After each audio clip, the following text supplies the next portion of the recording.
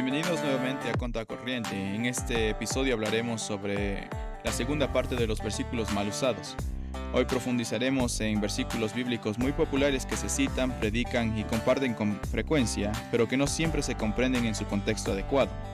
Hoy analizaremos varios versículos y estos versículos son poderosos, alentadores y profundos y significativos, pero cuando se sacan del contexto pueden usarse para respaldar ideas que la Biblia misma no enseña. Así que comencemos.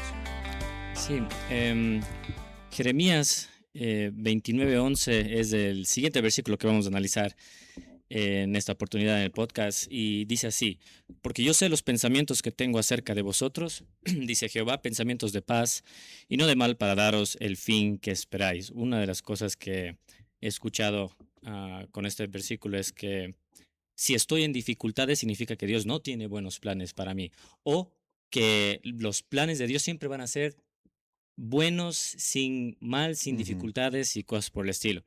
Y creo que, como siempre hemos hecho, o como hicimos los versículos pasados, hay que ver el contexto, Pastor D. Totalmente. Y una de esas es, bueno, viendo el contexto, número uno, está siendo escrito para el pueblo de Israel, Así es. que está siendo llevado cautivo por los babilónicos, ¿no? Está siendo escrito a los sacerdotes, a los profetas, a los ancianos que fueron capturados. Y si nosotros leemos el versículo 4, Dios le está diciendo a los cautivos que hagan su vida ahí, que construyan casas, que tengan hijos, que planten, que vivan normalmente y que se multipliquen, que procuren vivir en paz en la ciudad y que oren por la paz, que Dios les haga vivir en paz en ese lugar, a pesar de ser un lugar pagano.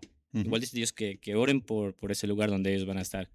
Luego dice en el 8 y el 9, advierte que van a venir falsos profetas que van a hablar cosas que Dios no ha dicho, porque Dios no les ha enviado, para trastornarles, para perturbarlos. Una de las cosas interesantes es que luego dice que ellos van a estar 70 años cautivos. Y obviamente no están en su tierra. Va a haber incomodidades, va a haber dificultades, ellos van a querer regresar pronto, pero van a estar 70 años ahí. Y luego de eso, Dios les dice que que Él va a ser fiel, que esperen, y que entonces ellos van a volver. Y de ahí viene el versículo 11, ¿no? Que es: porque yo sé los pensamientos que tengo acerca de vosotros, pensamientos de paz y no de mal, para daros el fin que esperáis.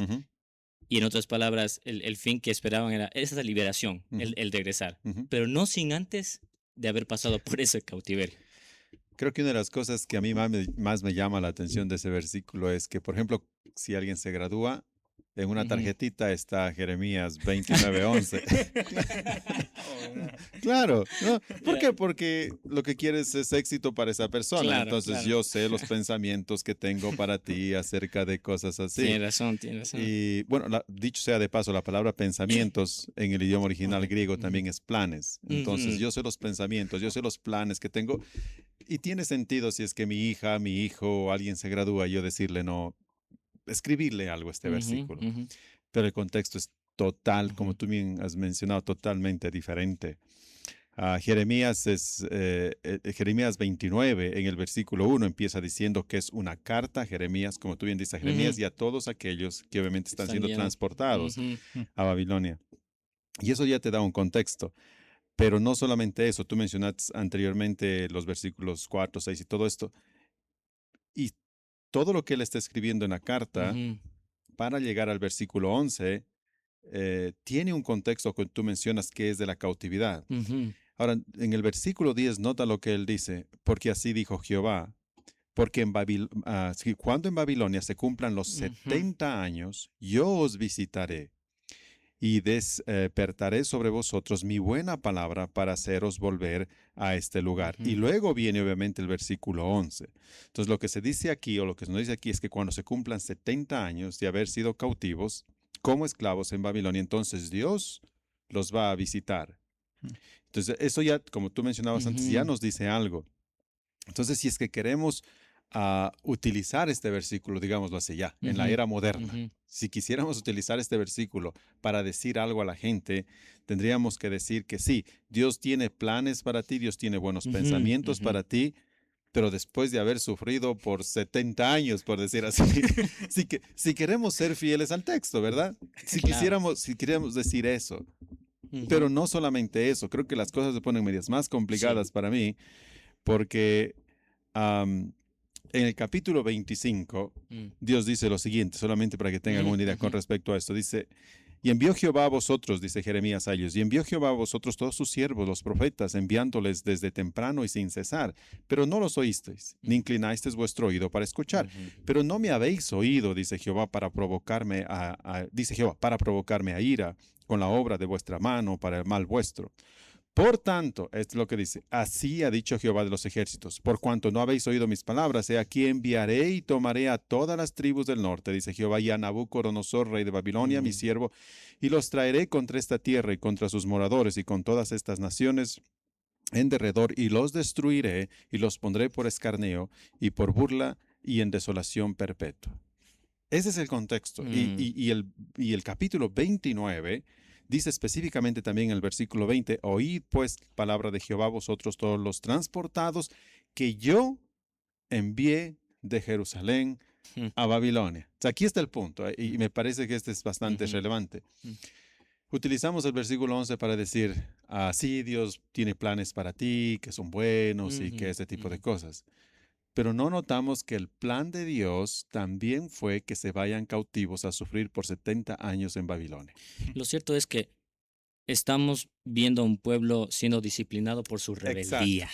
Porque en el versículo 12 dice, entonces me invocaréis. Luego, y vendréis y oraréis a mí y yo os oiré y me buscaréis y me hallaréis porque me buscaréis de todo vuestro corazón. Lo que pasa es que el pueblo de Israel se había desviado en su corazón. Totalmente. Y Dios, como siempre lo ha hecho, los disciplina para que vuelvan a Él, porque Él sabe los planes que tiene para ellos. Exacto. Y entonces nota la fuerza del versículo. El versículo no está dicho para alguien que se está graduando o que se está casando. Y dice, yo sé los planes que tengo para ti, son hermosos y todo. Tampoco está dicho para aquel que está sufriendo, porque también así nosotros lo ponemos. Alguien está pasando por un momento difícil o alguna cosa y entonces le escribimos una carta, un mensaje, un WhatsApp o lo que quiera. Tranquilo, Dios tiene planes para ti, son planes de bien, planes lo que quiera. Tampoco es para él. Este versículo es para aquel que está siendo disciplinado por Dios y está sufriendo por lo que Dios lo está exprimiendo y le está haciendo pagar por su desobediencia. Y entonces a él se le dice, ¿sabes qué? Al final Dios tiene planes para ti y son planes de bien. Sí, ese es el contexto. Totalmente. De hecho, a mí me ofendería si me escriben este versículo cuando me estoy casando, porque van a decir que mi matrimonio es un tipo de disciplina, aunque pareciera así a veces. Pero tal vez por ahí. No, pero si ven el contexto es totalmente diferente. Sí. Pero así utilizamos la Biblia. Así la utilizamos y creo que vale de mencionar aquí. Nosotros los que hablamos más de Dios, los pastores, somos los que más caemos en esto. Esa es la verdad. Yo tampoco me voy a hacer para atrás.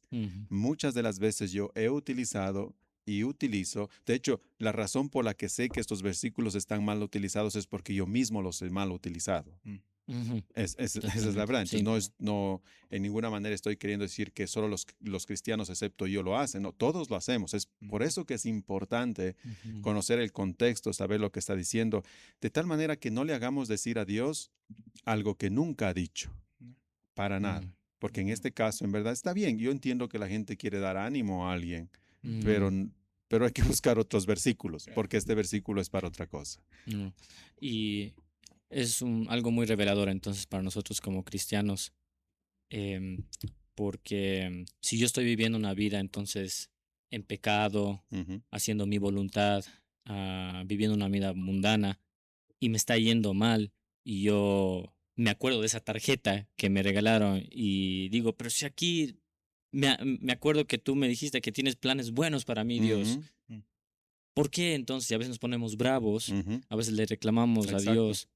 Y no nos damos cuenta que lo que nos está pasando es producto de nuestra vida pecaminosa y Dios quizás está disciplinándonos en ese momento para hacernos regresar a Él, como dice el versículo, no, para que vengan a mí, me invoquen, oren. Esa siempre ha sido la dinámica en el Antiguo Testamento. El pueblo estaba bien, pecaba, Dios les disciplinaba, les castigaba duro.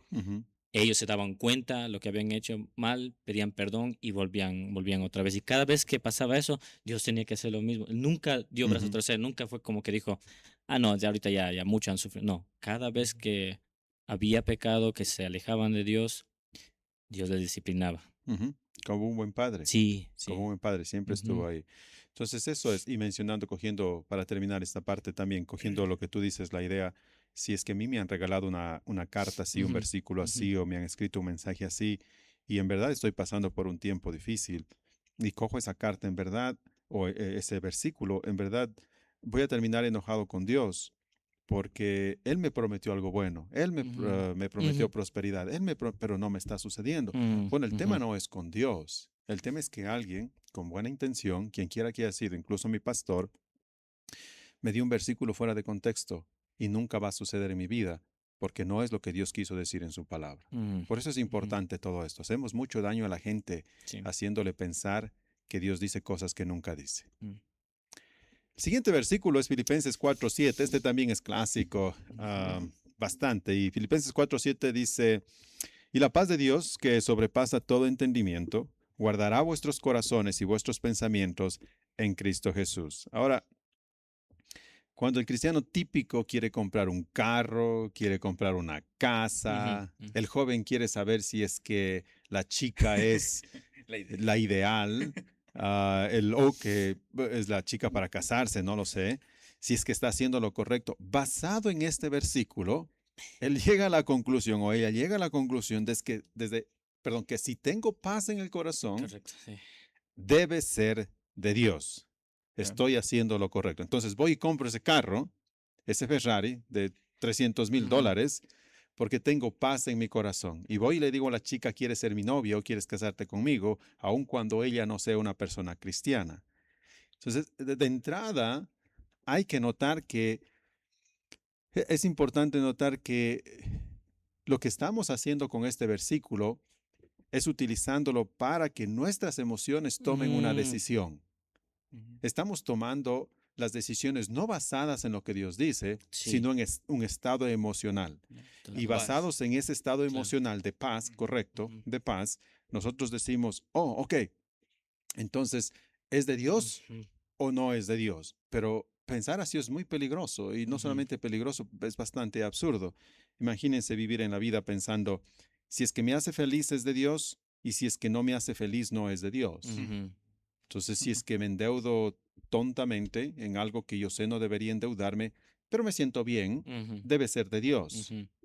Y si es que tengo que decir la verdad en algún lado y no siento paz al decir la verdad porque me van a botar del trabajo, entonces no debe ser de Dios. Ese es el problema con este versículo. Seguro. Y eso es lo que hemos hecho. Claro, esa es una de las frases más populares hoy en día en el mundo evangélico, ¿no? Entre otras, que si sientes paz en tu corazón, entonces es de Dios. Es una de las más populares. Que nos dice bastante de la cultura, pero no tanto de la Biblia. La cultura es una cultura donde siempre hemos hablado de esto, que es más empática, y que entonces cuando me siento bien es más emocional. Si es que se siente bien, debe ser correcto.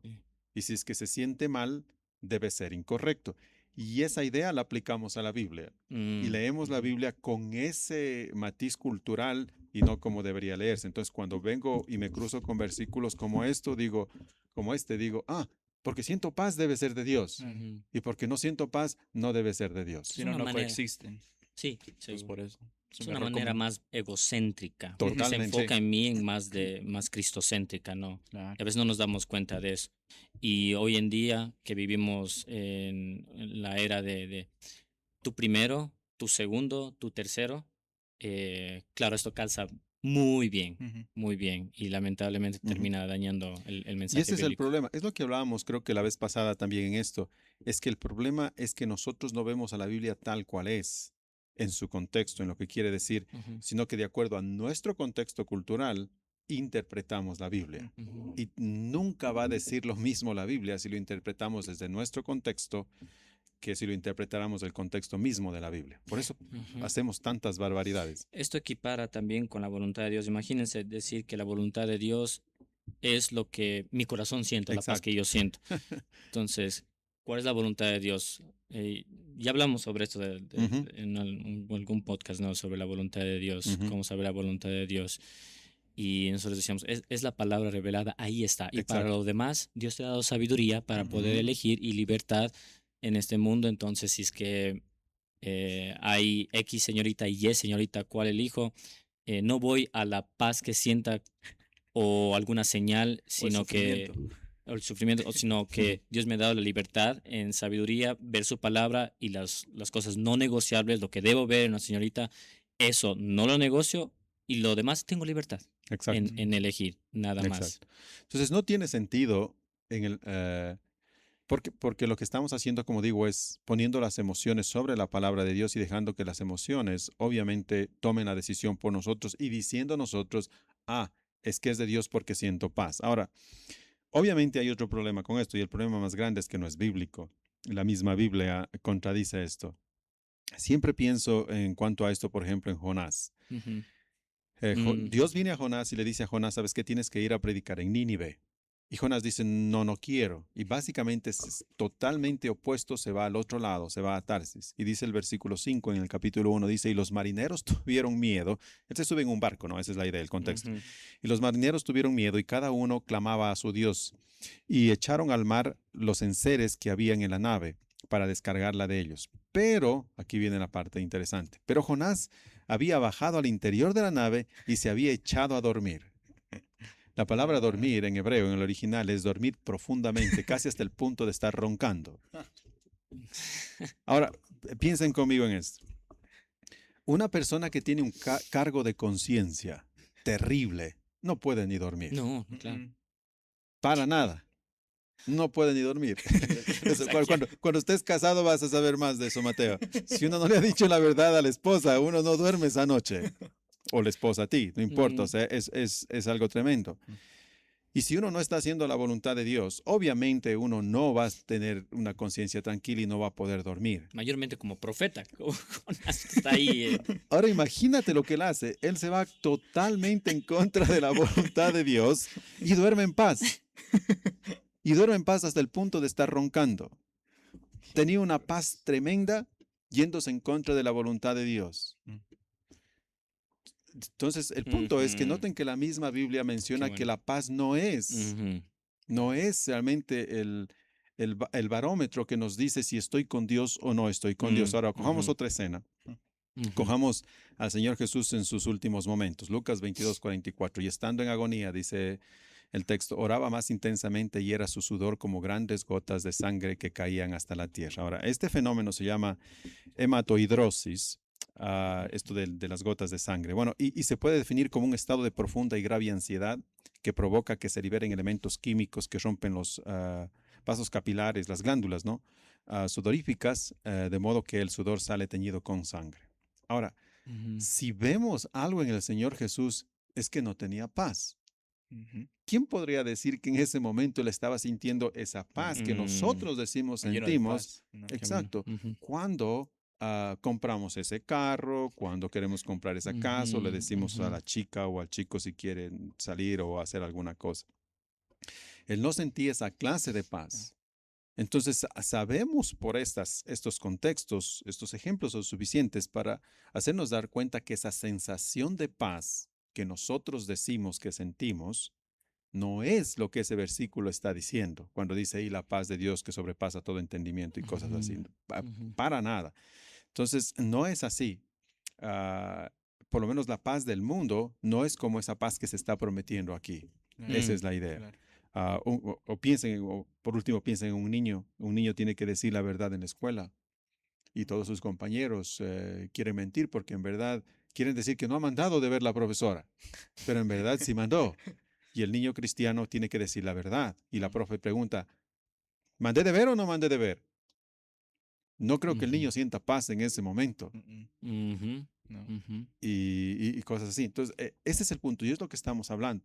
Entonces, coger ese versículo para hacerle decir que cada vez que siento paz, que tengo esa emoción, ese sentimiento de paz desde Dios, no es correcto, para nada.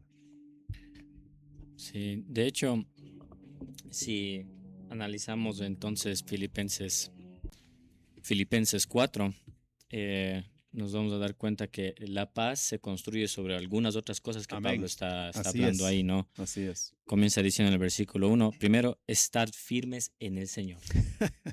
Ok. Estar firmes en el Señor. Y significa, bueno, o sea, lo que pasa es que estar firme a veces es difícil, ¿no? Como el ejemplo que estaba diciendo del niño, pararse en la verdad. Claro. A veces es duro en un mundo que es reacio, que es hostil a la verdad. Por eso Pablo dice, sigan firmes, porque van a venir cosas duras a sus vidas. Mantenerse virgen en una cultura donde te dice que debes tener sexo para experimentar y todo lo demás, y sufrir el rechazo, que te digan cualquier cosa, afeminado, lo que sea, es duro, tiene un impacto a todos nosotros, ¿no? Como cristianos, pero dice estar firmes, entonces demanda esfuerzo. Y luego después dice el versículo 4, regocijaos en el Señor. Una vez estando firmes, tenemos que gozarnos pues en que estoy haciendo lo correcto, que estoy con el Señor, que Él me promete todo esto una vez que estoy en su camino y hago estas cosas que Él me manda. No estar afanosos, nos dice también. Uy, ese es complicado porque afán es ansiedad. No se llenen de ansiedad, es no lo se que dice. llenen de ansiedad. Igual, difícil en este Complicado. mundo que nos tiene con tantas cosas y el trabajo constante, algunos que trabajan más que otros, difícil, pero se nos llama a eso. Que oremos al Señor, que todas las peticiones lo traigamos a Dios, porque Él sabe cómo está nuestro corazón, en las buenas o en las malas, las dificultades, lo que tengo. Agradeciendo al Señor, como dice en otra parte, ¿no? Que dar gracias en todo. Cuando sabemos que es difícil dar gracias en esas cosas que no nos gustan o cuando estamos pasando por pruebas, todas esas cosas son duras. Y entonces viene el versículo 7. Y la paz de Dios, que sobrepasa todo entendimiento, guardará vuestros corazones. Y ese conector es importante porque y significa que todo lo demás tiene una conexión para llegar a esta paz de Dios. Y entonces, esa es la idea, ¿no? Eso. Y entonces, perfecto. Y entonces la paz de Dios, que sobrepasa todo entendimiento, guardará vuestros corazones. Y es como estar armando toda una armadura. Exacto. Poniéndote toda una armadura, entonces la paz de Dios va a venir. Sigue los pasos y llega el resultado. Exacto. Exacto. Es el resultado de. Ese es de todo lo que se está construyendo, como dice Kevin. Y nota que dice que la paz de Dios guardará. Es decir, va a proteger de vuestros corazones y vuestros pensamientos, va a estar protegiendo la paz de Dios. Esa proteger es una palabra que en el Nuevo Testamento se utilizaba en el ejército, como para decir que como los soldados protegían alguna cosa, esa es la idea. Entonces, después de haber construido, de habernos regocijado, de tener gentileza, no estar afanosos, todo eso, la paz va a venir y entonces va a proteger nuestros pensamientos y nuestros corazones. Esa es la idea de todo este versículo, completamente. Entonces, no tiene que ver con emociones o sensaciones de paz. Cuando compro un carro o cuando hago algo, ciertamente no.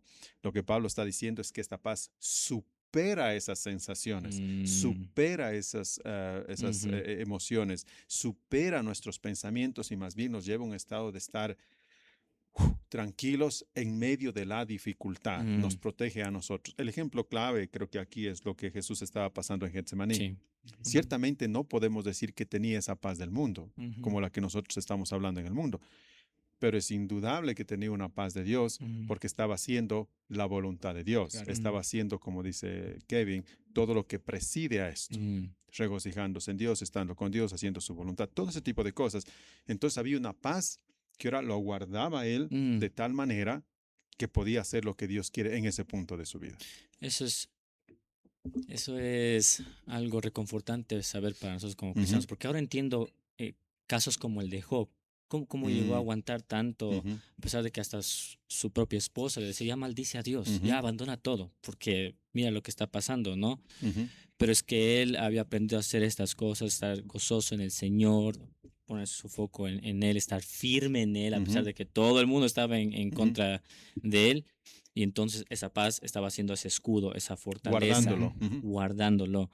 Y pienso entonces con cada uno de nosotros, ¿no? Cualquier problema, no importa el problema, no importa la prueba, si nosotros aprendemos a gozarnos del Señor, a ser gentiles, a no estar ansiosos, a llevar las cargas en oración al Señor, a ser agradecidos, esa paz del Señor nos va a proteger y vamos a seguir avanzando hacia la meta. Y no me voy a desesperar o no voy a querer quitarme la vida y cosas por el estilo. Eso es un aliento bastante grande para nosotros, especialmente para quienes están escuchando que están pasando por momentos difíciles, ¿no? Entonces, este versículo no tiene que ver necesariamente con cuando voy a comprar algo, cuando voy a tomar una decisión o cosas, la paz que siento antes de tomar una decisión. De hecho, el versículo promete que la paz viene después, no antes de tomar la decisión. Porque la paz viene como resultado de, y nosotros lo tomamos al revés. Oh, no, tengo paz, entonces voy a tomar esta decisión. No es así, es completamente diferente.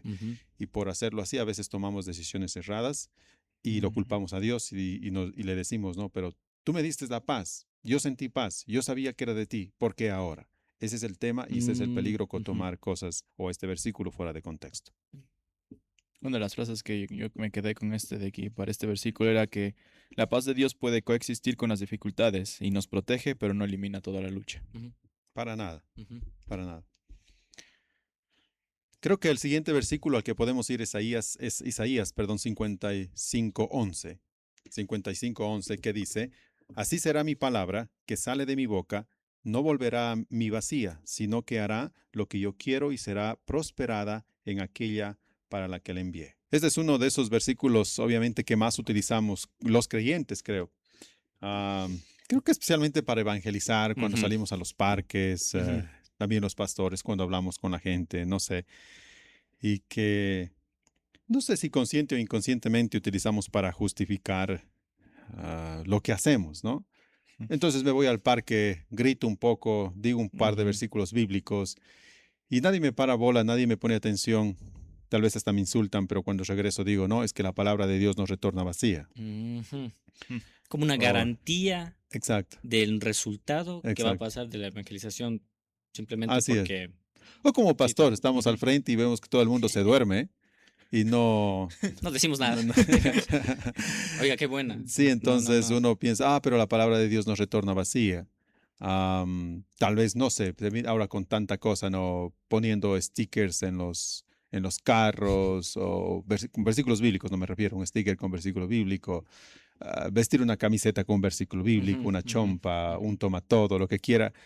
Y queremos de alguna manera justificar y diciendo, bueno, me siento mejor porque estoy evangelizando, estoy pasando la palabra y yo sé que la palabra de Dios no retorna vacía. Claro, lo más clásico es en el Instagram, en el bio, no sé cómo se llama, debajo de eso, que pongan siempre Isaías, no sé qué, o Mateo, no sé qué, y ni sepan qué ponen ahí, pero solo porque dicen que son cristianos, ponen ahí una para justificar. Claro. Ahora, claro, ¿es esto lo que enseña la Biblia? La gente, los que hacen eso y piensan así dirían que sí. Pero obviamente no. Y aquí yo sí soy un poco más, ¿qué diría? Más sensible, porque entiendo el corazón de la gente. Pero es un versículo que dice algo totalmente contrario a esto, ¿no? Creo que uno de los ejemplos cuando estaba pensando en esto que me vino a la mente es el de Judas. Jesús le predica directamente en la cara por alrededor de 3 años. Y Judas igualmente termina en el infierno. Lo hace parte del ministerio. Es uno de los 12. Elegido, está ahí. O sea, ¿quién más que los 12 estar escuchando, claro, constantemente de manera cercana la palabra del Señor? Pero sí. Exacto, pero como es Jesús el predicador, nadie quiere atreverse a decir que la palabra retornó vacía. ¿Quién se atrevería? Que digan de Darwin y de Kevin y de quien quiera o de Mateo, pero no de Jesús. Pero si es que vemos ese versículo como la gente lo utiliza, tenemos que llegar a la conclusión que la palabra de Jesús retornó vacía. Y creo que el mismo Jesús enseñó que la palabra a veces retorna vacía. En Marcos 6:11, cuando los envía, dice a los discípulos, dice, y si en algún lugar no os recibieren ni os enseñaren, no los recibieren ni os oyeren, salid de allí y sacudid el polvo que está debajo de vuestros pies, para testimonio de ellos. De cierto os digo que en el día del juicio será más tolerable el castigo para los de Sodoma y Gomorra que para aquella ciudad. Entonces, Jesús está enseñando que cuando uno va y predica, por lo menos a ellos, a los discípulos, cuando ellos van y predican, va a haber lugares, momentos, familias, personas que no van a escuchar, que no les van a poner atención y que la palabra va a retornar vacía, que no va a producir fruto. Correcto. Y eso es directamente. Entonces, el versículo de Isaías no está diciendo lo que la mayoría de gente cree que está diciendo. Para nada. La pregunta es, ¿qué es lo que está diciendo? ¿Qué es lo que está diciendo? Y como siempre, obviamente, tenemos que ir al contexto. Y el contexto es algo totalmente diferente. Cogiendo tal vez un poquito más antes, desde el versículo 6, dice, buscad a Jehová mientras puede ser hallado, llamadle en tanto que está cercano. Deje el impío su camino y el hombre inicuo sus pensamientos. Entonces es una exhortación tremenda a cada persona a venir a Dios, a buscar a Dios, a acercarse a Dios. Eso es lo que está diciendo. Y luego en el versículo 10, ya justo antes del 11, obviamente, dice, porque como desciende del cielo la lluvia y la nieve y no vuelve a ella, sino que riega la tierra, clave aquí, el agua riega la tierra y la hace germinar y producir y da semilla al que siembra y pan al que come, así será mi palabra que sale de mi boca y obviamente no retorna vacía. El sentido de este versículo es totalmente diferente, ¿no? Porque lo que está diciendo, y él pone esta comparación, la lluvia cae, riega el terreno que está bien produce fruto.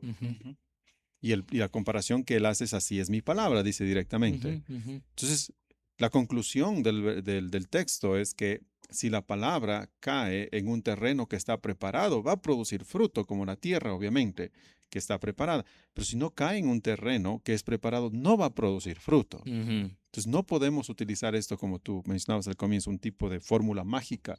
Correcto, claro. Yo boto la semilla y donde quiera crece. Es absurdo, no tiene sentido. Es que a veces creo que se nos olvida entender como cristianos que hay una realidad del ser humano, de la naturaleza del ser humano, que es pecador y que puede y no puede decirle no a Dios, puede rechazar la palabra de Dios y de hecho el pecador es lo que hace. Claro. Y no puede hacer ninguna otra cosa más a menos que Dios le salve. Entonces se olvida de esa parte y por eso la parábola del sembrador. Exacto. Que creo que calza muy bien con esto del terreno, ¿no? O sea, el Señor Jesús mismo enseña de que la palabra la palabra siempre va a estar en el mundo, va a estar siendo predicada por medio de sus hijos y demás. Pero nos muestra en realidad que hay terrenos, o sea, tipos de personas, que la palabra va a llegar, en algunos simplemente van a estar solo oyendo. Entra por aquí, por un lado del oído y sale por el otro, que no hace nada. En algunos lo cogen, pero es puramente emocionalismo. El momento. El momento, qué chévere, todo esto está bien bonito, pero se apaga por los afanes de la vida, dice ahí. Y en otros que sí da fruto. Entonces, el problema no es la palabra. El problema es del ser humano, que es duro, que no quiere y decide permanecer en el pecado.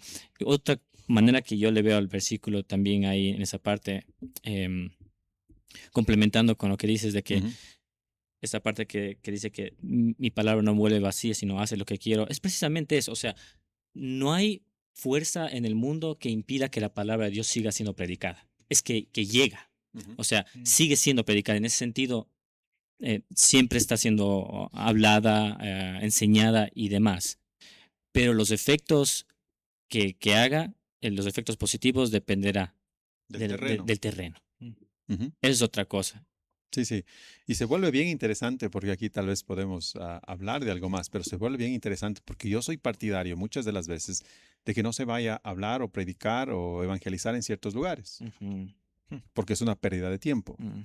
O que por alguna manera, o de alguna manera más bien dicho, que ya después de tanto tiempo que estoy con X persona, simplemente no reacciona, no hay, las cosas se ponen peores. A veces nos sentimos culpables de seguir dando y dando y dando y de quitar, entre comillas, esa palabra, porque la palabra, tenemos la premisa en la cabeza, es que la palabra no retorna vacía, voy a seguirle dando en la cabeza con la palabra. Cuando en verdad no, el mismo Señor Jesús dice, no, Cuando eso ya no suceda, uno se sacude el polvo de las sandalias y uno se va. Pero nosotros no tenemos eso en la cabeza. Lo que tenemos en la cabeza más bien es la idea de que como no va a retornar vacía, tengo que seguirle dando y dando y dando y dando. Claro, tenemos que ser sabios y tener sabiduría para saber cuándo parar, pero eso no significa que nunca debemos parar. En todo caso, Dios nos da como sabiduría para... Exacto. Lo bueno es que nos da esas dos salidas, el Señor ahí. No es que tienes que estar ahí hasta que se convierta, o nunca tienes que ir a hacer nada porque el mundo está hecho leña. Entonces, igual, ¿para qué vas a ir? Entonces, esos dos extremos hay que tener cuidado. Y que en el camino, mientras vamos compartiendo la palabra, seamos sabios, comentemos con otros hermanos tal vez más sabios que nosotros, en decir, oiga pastor, oiga hermano, ¿cree que deba seguir compartiendo acá o no? Y juntos poder ver, ¿no?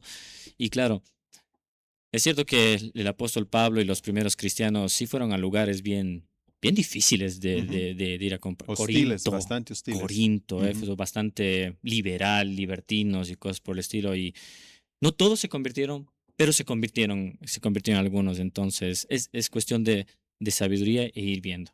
Exacto, sí. Si bien Dios no nos pone un límite y dice, háblale 5 veces y después de esas 5 veces ya ándate, no le hables correcto, sí nos da la libertad de poder decir ya no más. Ya no más. Cada quien tiene la libertad de poderlo hacer. Y la Biblia lo enseña tanto en el Antiguo como en el Nuevo Testamento. Ahora estamos viendo Isaías, ciertamente, pero el libro de Hebreos 4.2 dice lo siguiente, porque también a nosotros se nos ha anunciado la buena nueva como a ellos, pero no les aprovechó el oír la palabra, por no ir acompañada de fe en los que la oyeron.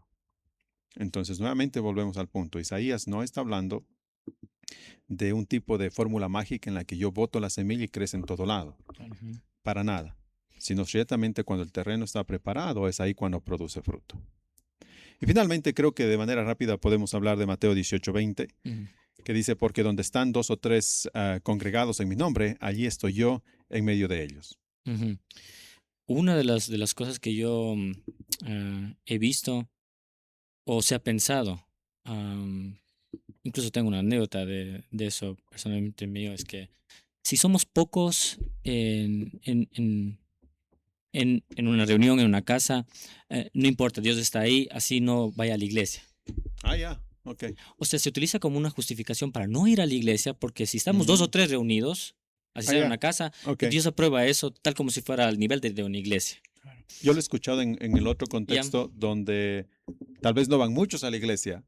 No están muchos. No pasa nada. Exacto, no están muchos en el estudio bíblico. Sí. Entonces, no importa porque donde están 2 o 3 reunidos, Dios está aquí con nosotros. Tal vez estén con los paganos que no vinieron, pero está por lo menos con nosotros 3 aquí. Exacto. Entonces, a veces eso, ¿qué es lo que pasa? Minimiza la importancia de congregarse. Exacto. Por un lado. O minimiza el llamado a crecer espiritualmente y a ser discípulos y eso, ¿no? Porque hay que producir fruto.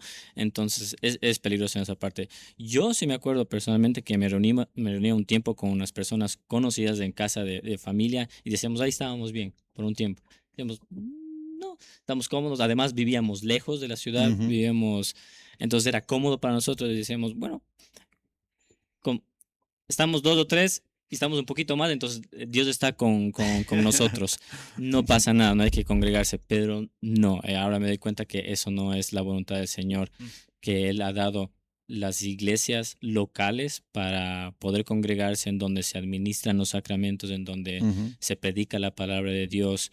Y a veces uno por comodidad o porque es más individualista o porque está más cómodo en su espacio con personas conocidas y no quiere tener la incomodidad de verse con personas que no le caen bien y todo lo demás, entonces dice, me quedo aquí. Pero la realidad es que tenemos que hacer estas cosas, Dios nos manda, ¿no? Y analizando el versículo, igual como hemos estado viendo, no tiene nada que ver en cuanto a eso, ¿no? Para nada. Ciertamente en otras partes de la Biblia Dios nos dice que Él va a estar con nosotros hasta el fin del mundo. Tal vez podemos pensar en la gran comisión, ¿no? id y haced discípulos de todas las naciones, bautizándolos en el nombre del Padre, del Hijo y del Espíritu Santo. Y yo estaré con vosotros. ¿No? Esa es la promesa, ¿no? Que Jesús va a estar con nosotros todos los días hasta el fin del mundo. Por supuesto que promete eso el Señor. Pero este de aquí no es el caso. La idea es, obviamente no estamos diciendo que donde están 2 o 3, Dios no está ahí. Obviamente ese no es el punto. Lo que estamos diciendo es que este versículo no dice lo que creemos o que la mayoría de gente dice que este versículo está diciendo, porque ciertamente en el contexto es el capítulo del arrepentimiento, por decir así. Si un hermano peca en contra de ti, tú tienes que ir y tienes que tú mismo decir, bueno, ¿qué pasó? ¿Qué sucedió? Si el hermano te escucha, dice el Señor Jesús, has ganado al hermano, pero si no, entonces tráete unos 2 testigos para que vean que él no quiere recapacitar. Y si no hace esto, lleva el problema a la congregación. Y si no escucha a la congregación, ténganlo, dice ahí, como no creyente, como gentil. Es decir, entonces, no es que lo sacamos a patadas de la iglesia, sino que lo declaramos gentil. Decimos, ya no podemos tenerte como hermano. Estás todavía bienvenido a la iglesia como cualquier persona que no cree, pero ya no tenemos esa relación entre hermanos contigo en este momento. Y justo antes de eso, el versículo 18 y 19, antes de llegar al 20, dice, de cierto os digo, que todo lo que atéis en la tierra será atado en el cielo, y todo lo que desatéis en la tierra será desatado en el cielo. Otra vez os digo, dice Jesús, que si 2 de vosotros se pusieren de acuerdo en la tierra acerca de cualquier cosa que pidieren, les será hecho por mi Padre que está en los cielos. Ahora, en el contexto, obviamente, Jesús habla de atar y desatar. ¿Y cuál es la idea aquí en este contexto? La idea es que cuando estos 2 o 3 están reunidos y sucede este asunto disciplinario, es decir, que le declaramos a alguien como gentil. Y dice entonces Jesús, ustedes los que están orando por eso, están hablando por esto, están orando por esto, están encarando esta situación, cuando ustedes oren, eso va a atar o desatar las cosas en el cielo, lo cual quiere decir, el cielo va a estar o de acuerdo o no de acuerdo con lo que está sucediendo aquí. En este punto, entonces, si sucede esto en la iglesia y nosotros declaramos a alguien como gentil, que lo hemos hecho, declaramos a alguien como gentil, la promesa de Jesús es que el cielo pone su sello de aprobación y dice, está bien, yo también apruebo. Y el momento en que, cuando Jesús dice, desaten esto, en el momento en que ustedes dicen, él se ha arrepentido, hermano, ven, otra vez se parte de la congregación, el sello también pone, perdón, el cielo pone el sello de aprobación y dice, amén, así es. Entonces, este versículo no tiene nada que ver con que donde están 2 o 3 reunidos, Dios está ahí porque están orando, cosas por el estilo. No, lo que tiene que ver este versículo, lo que tiene que ver es que donde están 2 o 3 reunidos, lidiando con un asunto disciplinario dentro de la iglesia, Dios está también allí para disciplinar a aquel que no está bien y poner su sello de aprobación y decir, ok, eres gentil, eres no creyente, yo también apruebo lo que la iglesia ha hecho. Esa es la idea. Totalmente. Así que vendrán a la iglesia. No estarán ahí reunidos en casa pensando que está Dios y todo eso. No, para nada, no tiene nada que ver. Para no declarar a los gentiles. Sí, para no declarar a los gentiles, por favor, ven. Amén.